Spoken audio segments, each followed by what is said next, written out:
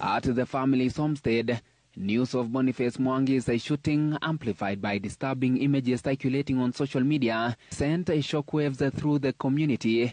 Nimepigwa na mtoto wangu leo asubuhi. Akaniambia Boni ako ICU.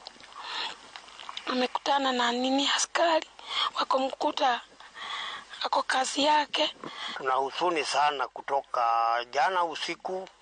Ni kama tulijua ni itatufikia kifamilia vile imetufikia, sababu hata mimi niliona kwa matangazo ya jana jioni na nikaona askari vile alimpiga risasi. Boniface, known for his relentless work ethic as a hawker, has been a key provider for his family. Now they are devastated as he lies in the intensive care unit fighting for his life.